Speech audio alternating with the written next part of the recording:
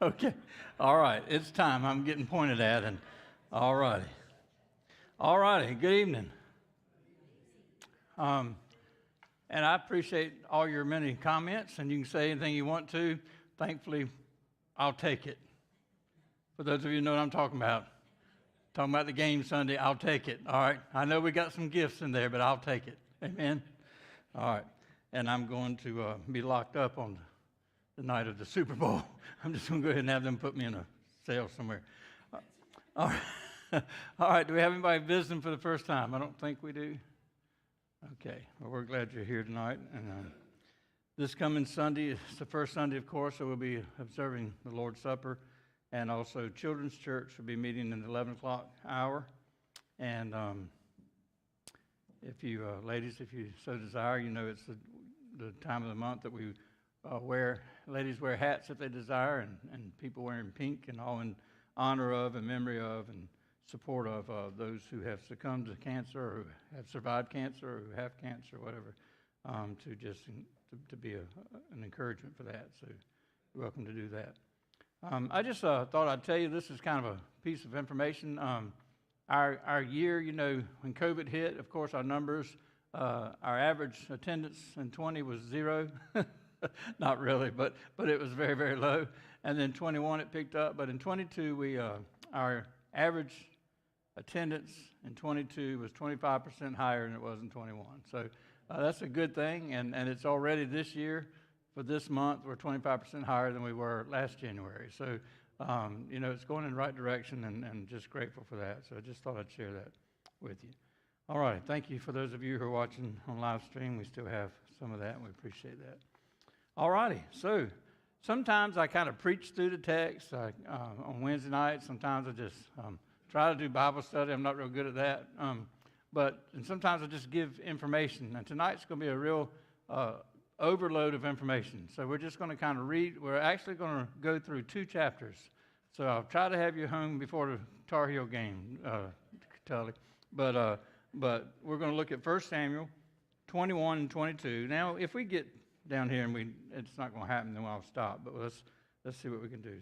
1 Samuel chapter 21 and 22. So I'm going to read. I'm not going to read the whole thing. I'm just going to read one verse at a time as we come to it. Is that okay with everybody? So 1 Samuel chapter 21, verse 1. Then David came to Nob, to Ahimelech the priest. And Ahimelech came trembling to meet David and said to him, "Why are you alone and no one's with you?" Well, we see that this Nob is about, thought I wrote it down. I guess I didn't. I think it's like 3 miles from where he was. It's where the tabernacle was supposedly, assumedly, the tabernacle was there at that point. It doesn't explicitly state that, but based on some other things, that the tabernacle was there. But the ark is not there. The ark is still in the home of Abinadab in Kiriath Jearim. So you remember how that was going, and it hadn't been returned yet. So, but it was still the tabernacle, a place where people would recognize the presence of God. And when David was now, you remember last week we got the news where Saul was doing everything he could to kill him. Jonathan gave the signal to David by shooting the arrows and the little boy and telling him to run far. It's the other way, you know, and just giving that signal. So they left. So David and Jonathan embraced, said their goodbyes, and then David headed out. And this is where he went, to Nob.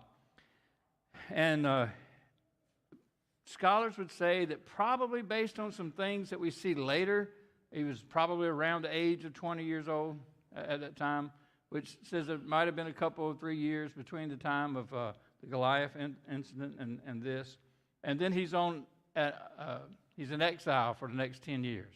So I've titled it tonight, Man on the Run. And so he's basically on the run for the next 10 years and seeking security wherever he can find it. So when he goes to this place, Ahimelech is frightened because David's by himself. You know, he's worried about him because he's alone. He doesn't have his men with him.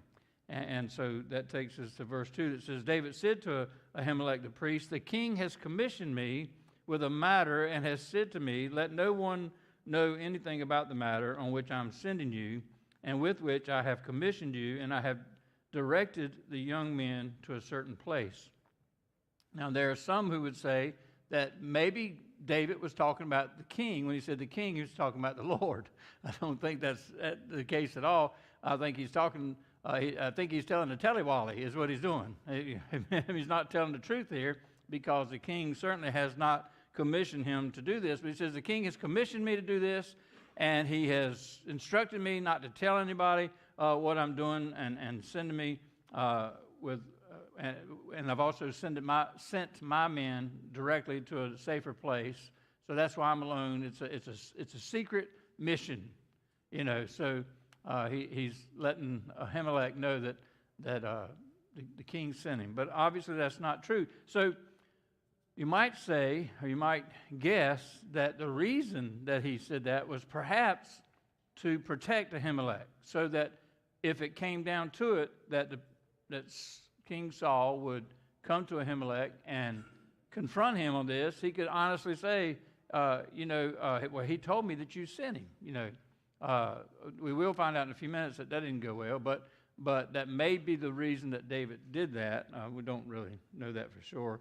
But nonetheless, he went ahead and by himself, and he did not tell the truth.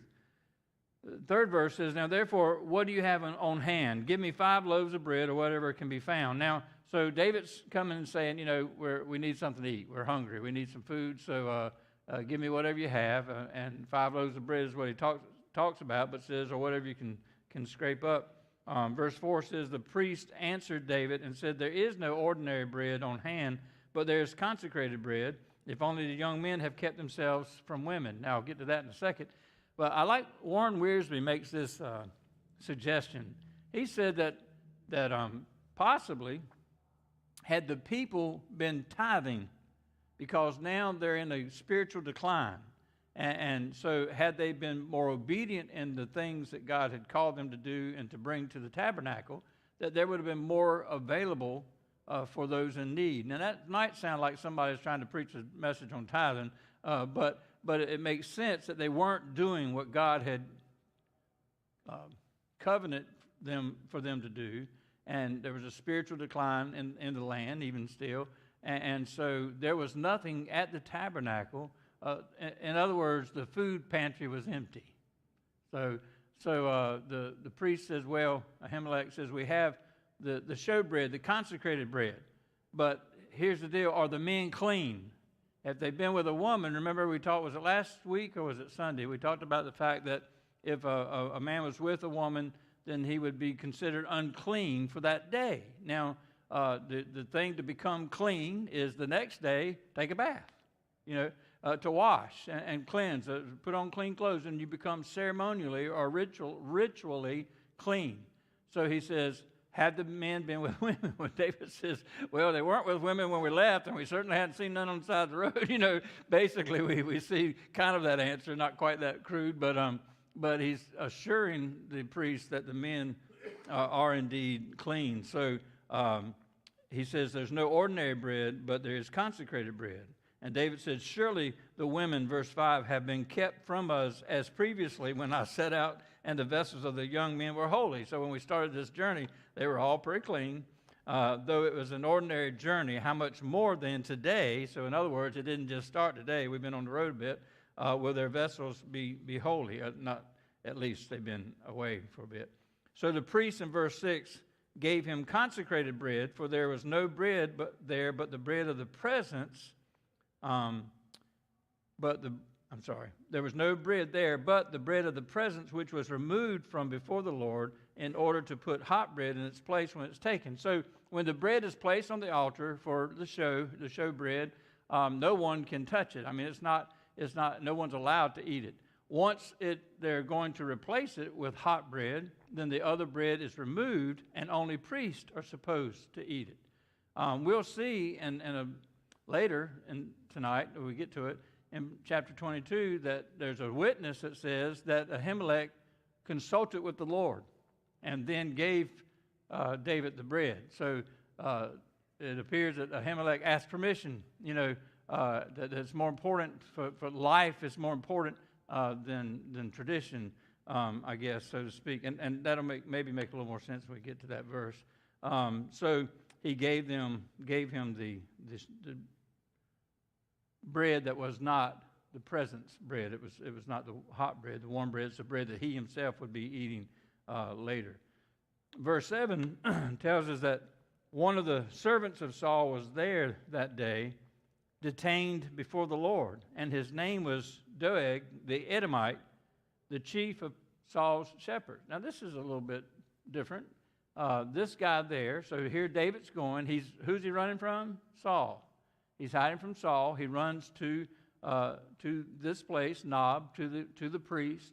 This priest, by the way, was the great-grandson of Eli, so there probably was some emotional connection between the two, maybe some familial connection or whatever, because Eli was the one that dealt with Samuel, who anointed David, and so there's some connection there. But here, this guy is an Edomite, so he's not even a child of the covenant, so he's, what's he doing? Now, maybe he's a proselyte. Maybe he is, or he's has crossed over. He's become a Jew by commission as opposed to by blood.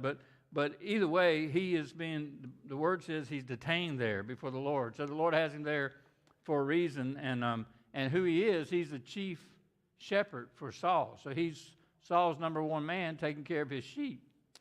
So he's there, and he sees David, and obviously that probably makes David just a little nervous. We'll kind of get to that a bit. Verse 8, is this too much? Is this all right? I mean, this is different. Is it okay? If it's not, just put up with it for a few minutes. All right. So verse 8, then David said to Ahimelech, now is there not a sword or a spear on hand? For I brought neither my sword nor my weapons with me, because the king's matter was urgent. He's carrying on that tellywally.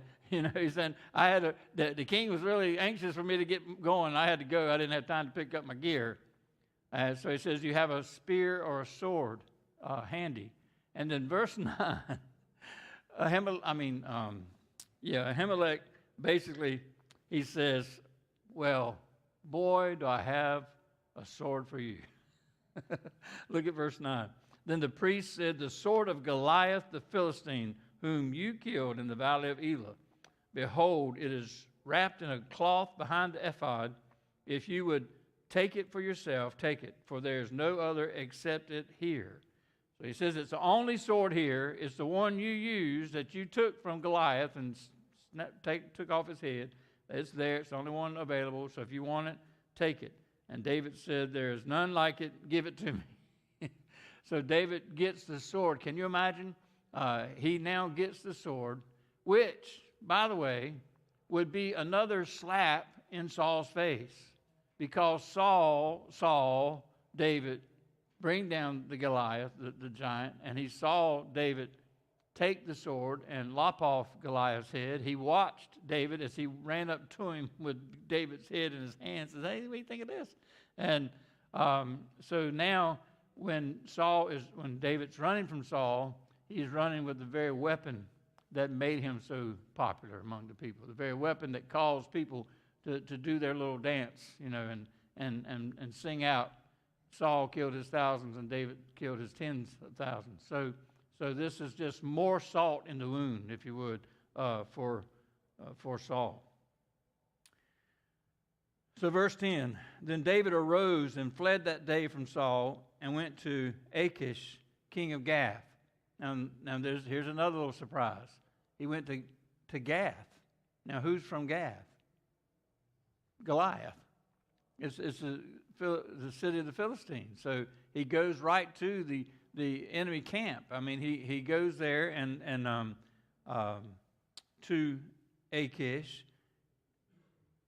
And the servants of Achish, verse 10 continues, said to him, is this not David, the king of the land? Did they not sing of this one as a dance, saying, Saul has slain his thousands and David his 10,000s? So word has got out that David, that probably a handful of people know that David's been anointed. They don't know for what necessarily, but they've seen how David has agitated Saul, not because of himself, but because of Saul's attitude, the fact that David was being successful and Saul was jealous. And so obviously the word is out, well, who's the real king over there? You know, so isn't this the king, the one that the ladies were singing about? So he said that to Achish, and David heard the words these men were sharing, and he became afraid. So here his faith was traded in for a minute for his fear. He was in fear of Achish, the king of Gath. So he disguised his sanity. So then in his fear, he did this thing. I always thought this was the weirdest thing. David acted as a madman. He began to act like he was a madman, out of his mind. He allowed saliva to drip down his beard. He acted the part of a man who had lost his mind, who was crazy. So Achish, they would not arrest or kill a madman because there was something about their religious beliefs that this man is being dealt with by a higher authority. And so they would not deal, his hands were tied. He said, get this man out of my face. Why? Do you think I don't have enough madmen that you'd bring me another one? One with such high, visibility. And so here he is. He says he disguised his sanity before them and acted insanely in their hands and scribbled on the doors of the gate and let his saliva run down into his beard. Now, I don't know why, but what this reminds me of in a much more passive way is Columbo. Anybody remember Columbo? You know, and he just acts like he's the dumbest man on the face of the earth.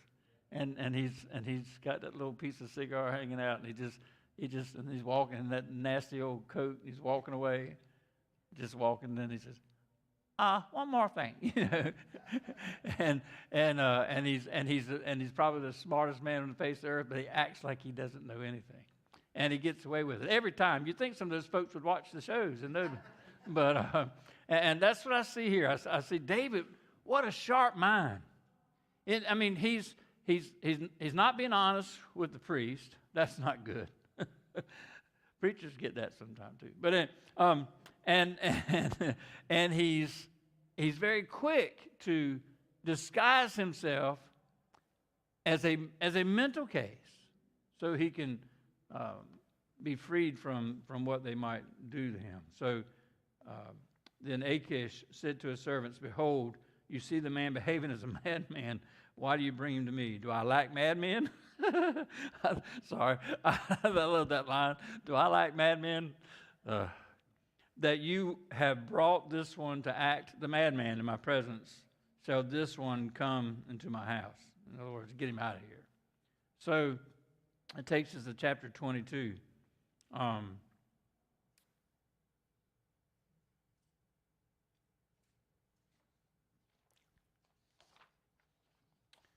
Verse 1, so David departed from there and escaped to the cave of Adullam.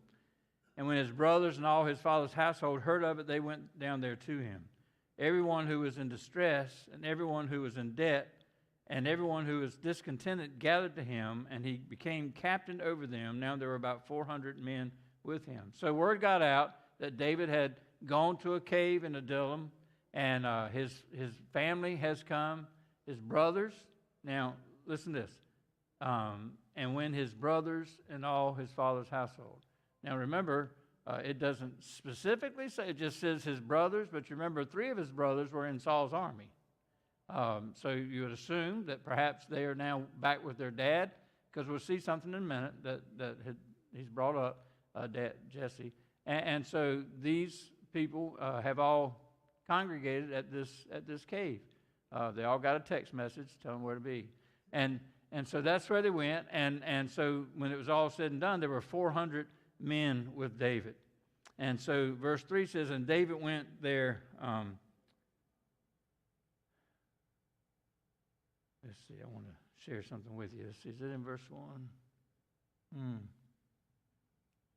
Okay, verse 3. And David went from there to Mizpah of Moab and said to the king of Moab, please let my father and my mother come and stay with you until I know what God will do for me. Now, we don't see a lot about his mother and father. He had a mother and he had a father, and he's asked the king of Moab to take care of him. Now, Moab, think about that for a minute. Who's from Moab? Who? Ruth. Ruth's from Moab. Maybe. Again, no concrete proof, but maybe there's some connection between kinfolks of Ruth who could come, who now have some insight of who David is and the family, and perhaps there's some family connections there. Don't know that, but it's just a thought. Ruth came from Moab. We know how all that worked out. So it's possible that that's where David felt comfortable to go, to Moab, and ask them to babysit his mom and daddy until things got better. I thought that was interesting. All right, so they left him with the king. They left them with the king of Moab, and they stayed with him all that time that David was in the stronghold. The prophet Gad said to David, "Do not stay in the stronghold. Depart and go into the land of Judah." So David departed and went into the forest of Hereth. Now, here's another, just a piece of information that there's some who believe that this word stronghold, that place, the location of that. Lenny, are you ready for this? That maybe it was Masada. How many of you ever heard of Masada?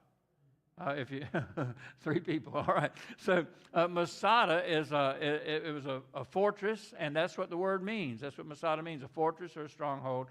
So there are some. If you ever go to Israel, you want to go to Masada, and there's a horrible movie called Masada. It's horrible because it tells the true story of what happened there, and it's later. I mean, some Jews were held up there, and they were going to be annihilated, and they chose as a group to not be annihilated by the enemy, but to take their own lives, and which they did. So it's really tough, but it's very interesting. But we walked up there on Masada. We saw all the little places where they were probably hiding and so forth.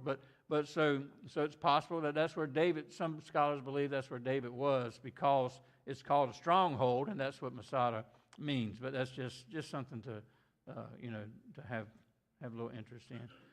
So then David left. Verse 6, then Saul heard that David and the men who were with him had been discovered. Now Saul was sitting in Gibeah under the tamarisk tree on the height with his spear in his hand, and all the servants were standing around him. And Saul said to his servants who stood around him, "Hear now, O Benjamites." David's a Benjamite. "Will the son of Jesse," so now he's inserting David's daddy's name, "also give to all of you the fields and vineyards? Will he make you all commanders of thousands and commanders of hundreds? Is Jesse going to take care of you? Or the son of Jesse? For all of you have conspired against me." So now he's accusing all of the Benjamites, all of his leaders, for conspiring against him, so that no one discloses to me when my son makes a covenant. So he's even throwing his own son in there. My son makes a covenant, and all of y'all are in on it. It's a big old conspiracy theory. Nobody tells me nothing. It's basically his whining going on here. He says, so even when my son makes a covenant with the son of Jesse, and there's none of you who is sorry for me. He said, nobody loves me. None of you are sorry for me or discloses to me that my son has stirred up the servant against me to lie in an ambush, as is this day. Well then, verse 9, Doeg then speaks up. Now he says, oh, by the way, sir, when I was at the tabernacle there with Ahimelech, David showed up. Wait, what? Yeah, and he wanted something to eat, so Ahimelech, and he's the one, Doeg, well, watch this. Let's read it. Where am I? Verse what? 9. Then Doeg the Edomite, who was standing by the servants of Saul, said, I saw the son of Jesse come into Nob to Ahimelech, the son of Ahitub. Watch this, verse 10. He inquired of the Lord for him. So Doeg is the one that tells them that the priest asked God if it was okay and gave him provisions and gave him the sword of Goliath the Philistine. So then, verse 11, then the king sent someone to summon Ahimelech, the priest, the son of Ahitub, and all his father's household, the priests who were in Nob. And all of them, all the priests, then came to the king. And Saul said, listen now, son of Ahitub. And he answered, here I am, Lord. And Saul said to him, why have you and the son of Jesse conspired against me? There you go again. In that you have given him bread and a sword, and have inquired of God for him. You prayed for him. You prayed and asked if it was all right so that he would rise up against me by lying in ambush as it is this day. Of course, Saul's afraid that David and his men are waiting for him to come around the corner so they can take him out. Then Ahimelech answered the king and said, hold your horses there, King O. Probably didn't say that, but and who among all your servants is faithful as David? Boy, that's a death nail right there. He says, who, sir? And all of your kingdom, look at all your men. And which one among them in all the kingdom has been more faithful to you than David? Now, you know that had to sting because Saul just got finished saying, y'all have conspired with David, son of Jesse, and my son, and nobody tells me nothing, and you don't like me. You're not good to me. And then he says, the most faithful person in your kingdom has been David. He's done nothing to hurt you, nothing to assault you. He's been the most faithful. So you know that's just an absolute sting in Saul's mind, his heart. Even the king's son-in-law, who is captain over your guard, that's David, and is honored in your house.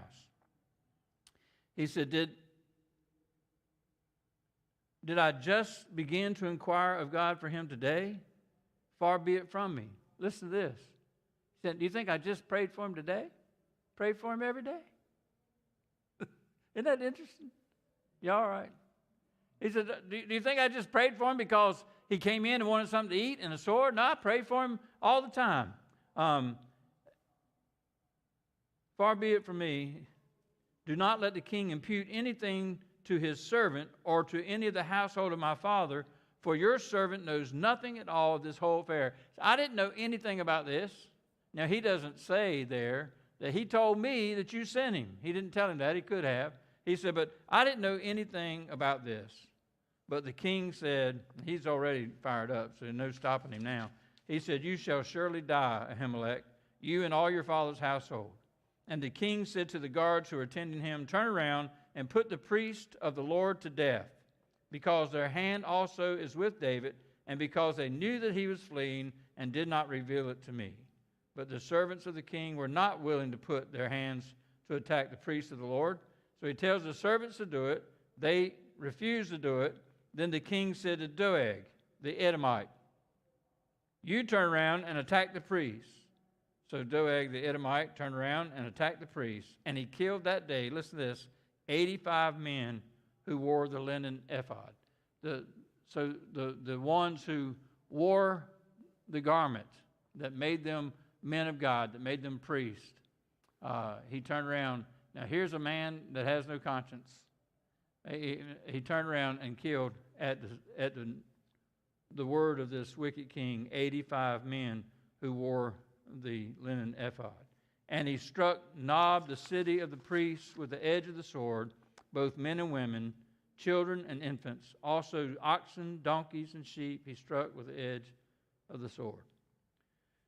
But, verse 20, one son of Ahimelech, the son of Ahitub, named Abiathar, escaped and fled after David. So one son, one priest, the son of Ahimelech, knows where David is. He takes off, and he goes to David. And Abiathar told David that Saul had killed the priest of the Lord. Now listen to David. And David said to Abiathar, I knew on that day when Doeg the Edomite was there that he would tell Saul. That's why he got out of there. I have brought about the death of every person in your father's household. So David is mourning now. He looks at this boy in his eyes. He said, I got your daddy killed. I got your whole household killed. Your brothers, your family, got them all killed. And then verse 23, he says, stay with me. Do not be afraid. I'm not sure how much comfort I would take in that. he just got my whole family killed, but he's telling me not to be afraid. And it's kind of like these TV shows. Every time you watch a TV show, these cop shows, they always say, we can protect you. And they never do. They always get killed. But anyhow, so he says, stay with me, do not be afraid, for he who seeks my life seeks yours. He's saying, so now you're in it with me. You're a member of the club. For he who seeks to kill me now seeks to kill you too. So you might as well stay with me. You'll be safe with me. You'll be safe with me. And that's one thing that David was very successful at, was keeping his men safe in this time of running as a man on the run. So that's a lot of stuff. Just you probably felt like I just stood up here and read 2 chapters of the Bible to you, and I did, but try to give you some little bit of just some little things that stick out, some little bit of insight maybe. Hopefully it'll, thank you, sir. I've got a sitting ovation right here. But anyhow, all righty. So your prayer request tonight. Yes, Tammy.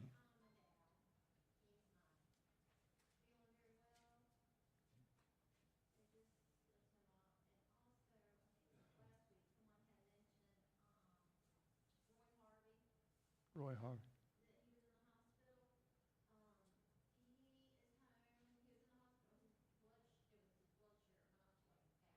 Ooh. Wow. Okay, so Bob Kimball was not feeling well. We'll be praying for Bob. And Roy Harvey was in the hospital last week. His blood sugar had gone up to 1,000. Man, I didn't even know you could. So, but he's, huh? I mean, tell you. So he's better now and even getting ready to go back to work. That's awesome. Okay, thank you. Yes, ma'am.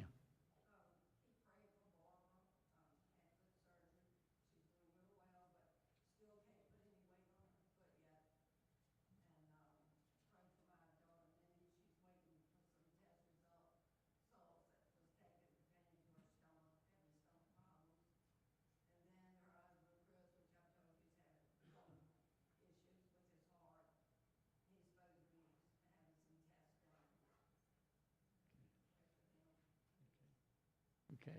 So Barbara Morris, now I've got one question about her. Did she jump up and down Sunday? I just need to know that foot. Okay, Barbara Morris had foot surgery and she's still recuperating from that. Mindy, stomach issues, and Chris with heart issues. Thank you, Ruth. Anybody else? Yes, Della. Okay.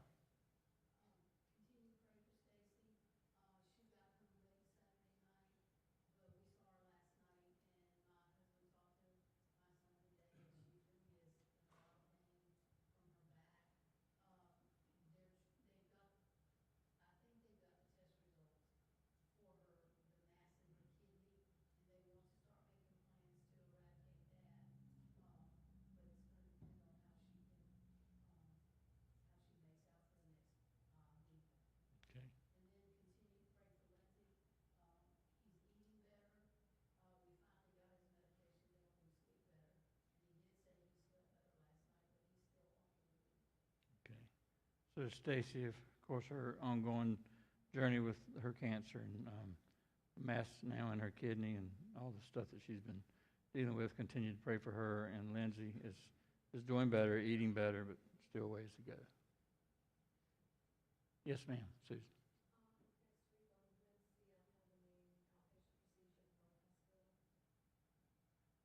Okay, Susan saw your outpatient procedure on Tuesday, you said? Wednesday.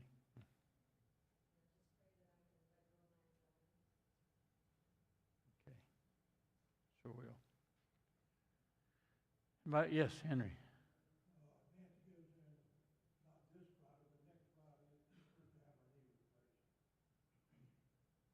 Okay, so Nancy having her knee replaced Friday after next, Friday after this Friday. Thank you. Yes, sir.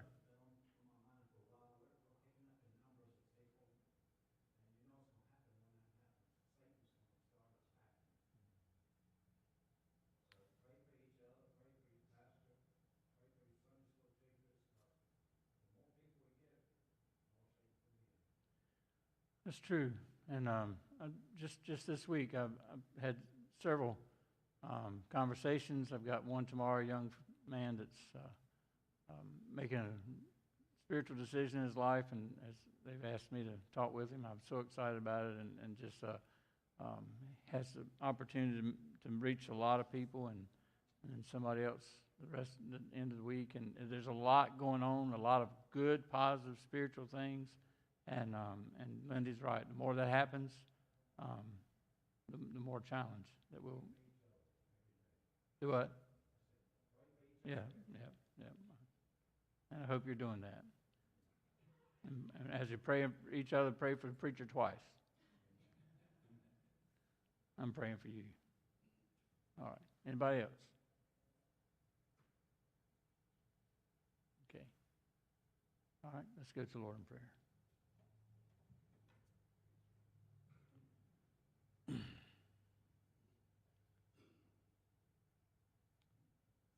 Father, we're just grateful tonight to know that when we stand here, and even if that's all we did was just read from the Word, what more do we need to do sometimes? Just because it's your Word, Lord, and it's true. It's true from front to back. And it doesn't matter, the old bumper sticker said, the Bible says it, I believe it, that settles it. And that's not right. The Bible says it, that settles it whether you believe it or not. And so, Lord, we trust your word. We thank you that we get to read it together, that we get to just pull out some things that might be of interest and be encouraged by it, and know, Lord, that you are with us. And then, Father, we also have the privilege to share with one another our needs and concerns, family members, friends, co-workers, various people, Lord, who have a need in their life, whether it's health or surgeries or finances or relationships or whatever they are, Lord, mental, emotional, spiritual, financial.